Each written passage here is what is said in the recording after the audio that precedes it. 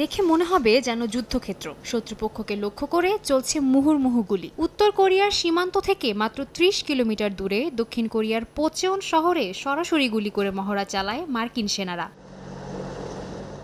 Helicopter, সাঁজোয়া যান আর অস্ত্রশস্ত্র নিয়ে এই মহড়া চালানো হয়। নিজেদের সামরিক শক্তি পরীক্ষা করতে এই অনুশীলন বলে জানায় যুক্তরাষ্ট্র। বলা হয়, জরুরি পরিস্থিতিতে দ্রুত সেনা মোতায়েনে নিজেদের দক্ষতা বাড়াতে এই মহড়ার আয়োজন।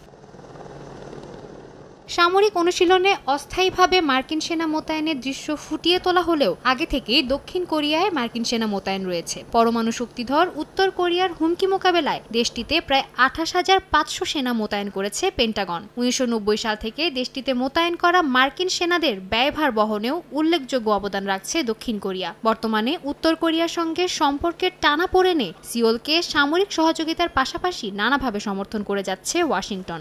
অর্ধেক পাউডারে দ্বিগুণ উজ্জ্বলতা। নতুন রিন অ্যাডভান্সড অর্ধেক পাউডারে দ্বিগুণ উজ্জ্বলতা। যুক্তরাষ্ট্র ও দক্ষিণ কোরিয়ার এই বন্ধুত্বপূর্ণ সম্পর্ককে আরও এক ধাপ এগিয়ে নিতে যৌথ সামরিক মহড়ারও আয়োজন করতে যাচ্ছে দেশ দুটি। আগামী ১৯ আগস্ট এই যৌথ বার্ষিক সামরিক মহড়া অনুষ্ঠিত হবে। সাইবার অ্যাটাক, জিপিএস জ্যামিং ও ক্ষেপণাস্ত্র হামলার বিরুদ্ধে প্রতিরোধ করতে কম্পিউটার ভিত্তিক প্রশিক্ষণের আয়োজন থাকবে এবারের মহড়ায়। সাদিয়া তাসনিম, সময় সংবাদ।